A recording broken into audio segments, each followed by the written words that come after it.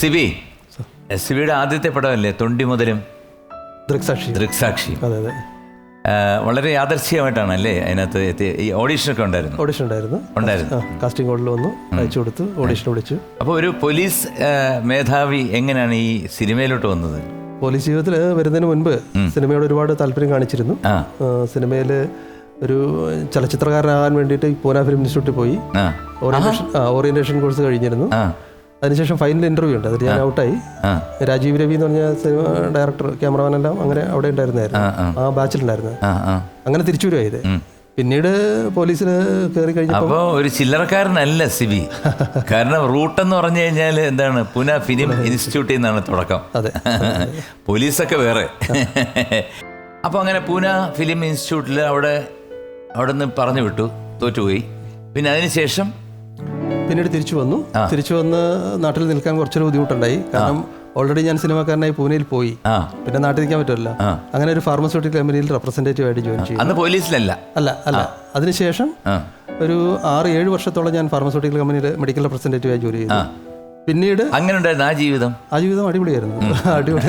അടിപൊളിയെന്ന് വെച്ചാൽ പണത്തിനൊരു ബുദ്ധിമുട്ടില്ല നമുക്ക് ആ സമയത്ത്.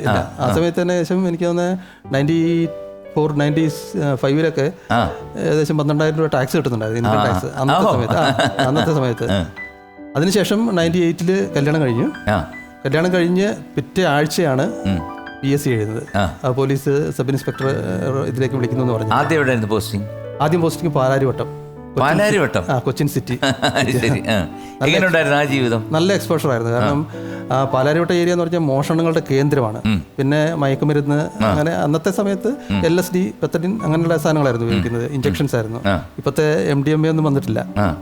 ആ സമയത്ത് കുറെ ആൾക്കാരെ പിടിക്കാനൊക്കെ പറ്റി കുറെ എക്സ്പോഷർ കിട്ടി. നല്ലൊരു സ്ഥലമാണ് കിട്ടിയത്. വളരെ അഡ്വഞ്ചറസ് ആയിട്ടായിരുന്നോ അതോ? അഡ്വഞ്ചറസ് ആയിരുന്നു. തുടക്കത്തിലെ അല്ല, ചെറുപ്പത്തിലെ അങ്ങനത്തെ ഒരു ഇതുണ്ടായിരുന്നു? അതായത് എന്തെങ്കിലും ഈ കള്ളത്തരം അല്ലെ മോഷണം അല്ലെങ്കിൽ അതുപോലത്തെ കാര്യങ്ങൾക്ക് എതിരെ ഞാൻ പ്രവർത്തിക്കുമൊന്നുമല്ല, അങ്ങനെ ഒന്നും മനസ്സിൽ ഒന്നുമില്ലായിരുന്നു. ഇതിൽ കയറി കഴിഞ്ഞപ്പോഴത്തേക്ക് നമുക്ക്, അതായത് കാക്കി കുപ്പായം അണിഞ്ഞു കഴിഞ്ഞപ്പോഴത്തേക്ക് ആള് മാറി. 1 വർഷത്തെ ട്രെയിനിങ് ഉണ്ടല്ലോ. ഞാൻ പോലീസിൽ ആഗ്രഹിച്ചു വന്നതല്ല, പക്ഷെ പോലീസിൽ വന്നപ്പോൾ ഞാൻ മനസ്സിലാക്കി ഏറ്റവും നല്ല ഒരു ഡിപ്പാർട്ട്മെന്റ് ആയിരുന്നു. നമുക്ക് ഏത് രീതിയിലും, അതായത് ജനങ്ങളെ സേവിക്കണമെങ്കിൽ സേവിക്കാം, ഉപദ്രവിക്കണമെങ്കിൽ ഉപദ്രവിക്കാം, ഏത് രീതിയിലേക്കും പോകാവുന്നതാണ്. അല്ല, 2 രീതിയിലും ഒറ്റ കാര്യം പറഞ്ഞാൽ മതി. ജനങ്ങളെ സേവിക്കണമെങ്കിൽ സേവിക്കാം, സേവിക്കണമെങ്കിലും സേവിക്കാം. പിന്നെ അവിടുന്ന് ശേഷം ചൊക്ലി, പാനൂർ, മറ്റേ കൊലപാതകങ്ങളുടെ സെന്ററാണ് കണ്ണൂർ ജില്ലയിലെ. എല്ലാം നല്ല സ്ഥലങ്ങളിലോട്ടാണ്. അതെ. അതിനുശേഷം അവിടെ നിന്ന് മഞ്ചേശ്വരം, അതായത് കേരളത്തിന്റെ ബോർഡറാണ്, കാസർഗോഡ് ബോർഡർ. ആ സമയത്ത് ചാരായം നിരോധിച്ചിട്ടില്ല, ഫുള്ള് ചാരായം പിടുത്തമായിരുന്നു. വണ്ടി ചേസ് ചെയ്യുക, സിനിമ സ്റ്റൈലിൽ ചേസ് ചെയ്യുക. ശരിക്കും ഈ ചാരായം പിടിച്ചു കഴിഞ്ഞാൽ കൊണ്ട് എന്ത് ചെയ്യത്? അത് കറക്റ്റ് ഇൻവെന്ററി ആക്കിയിട്ട് നമ്മളത് കേസെടുക്കും. കേസെടുത്തതിന് ശേഷം ഇവരെ റിമാൻഡ് ചെയ്തിട്ട് ഈ പ്രോപ്പർട്ടി കോടതി മുമ്പായി ഹാജരാക്കും. ഇതിനിടയിൽ ആരെങ്കിലും അടിച്ച് മാറ്റുമോ? കുറച്ചൊക്കെ അടിച്ചു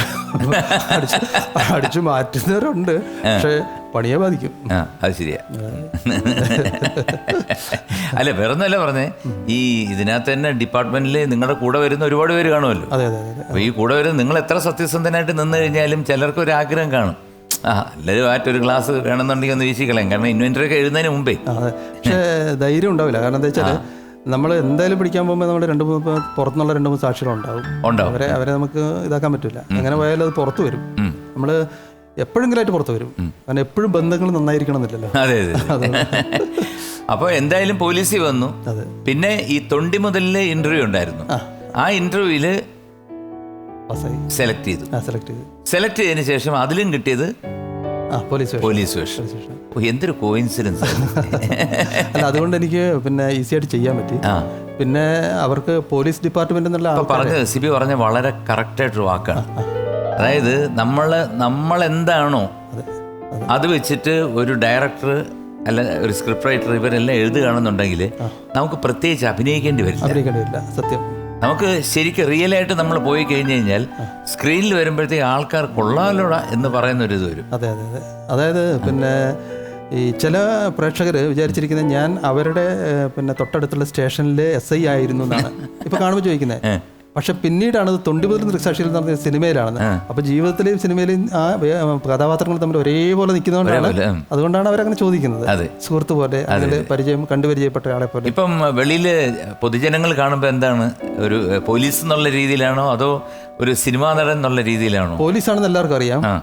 കാരണം അതിനുശേഷം കുറച്ച് ഇന്റർവ്യൂസ് ഒക്കെ വന്നല്ലോ. പക്ഷെ സിനിമാ നടൻ എന്നുള്ള രീതിയിലാണ് ഈ സെൽഫി എടുക്കലും കാര്യങ്ങളൊക്കെയാണ് കൂടുതൽ.